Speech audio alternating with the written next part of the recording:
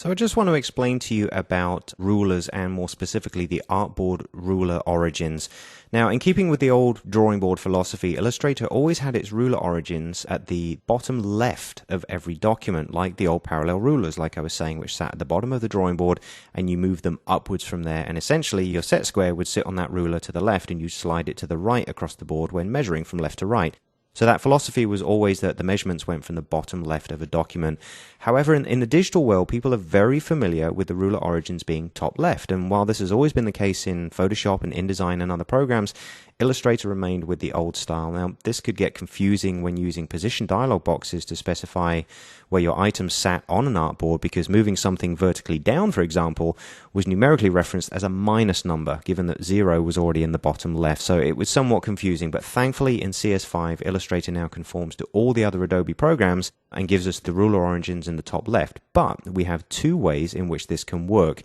So inside our RGB document, what we want to do is go to View, go down to Rulers, and you can see Show Rulers. Standard command, Command R or Control R on the PC. Now, if we have that turned on and we've currently got Artboard 4 selected, this is the last one that we were working on, you'll notice if I just position my cursor on the upper left-hand side, you see it says 0, 0, but more importantly, look in the ruler at the top. Your 0 point here is lining up with that left-hand side, and your 0 here on the y-axis is also lining up, okay?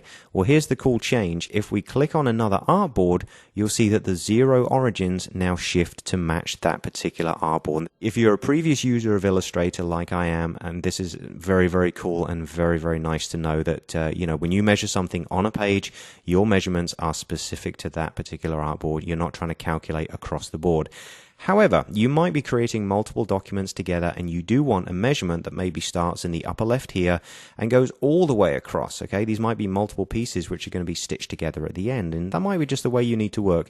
Well, just so you know, it is here. If you go back to View, go down to Rulers, you can change to what's called Global Rulers. Okay, and you'll see that has now happened. So if we just came up here to the origin of our rulers and click and drag and maybe snap this down onto the top left hand side of our HD page, you'll see our zeros are now here, but you'll notice that it goes all the way across. There's no more zeros on any of the other documents. All right, so I just wanted to point that out to you.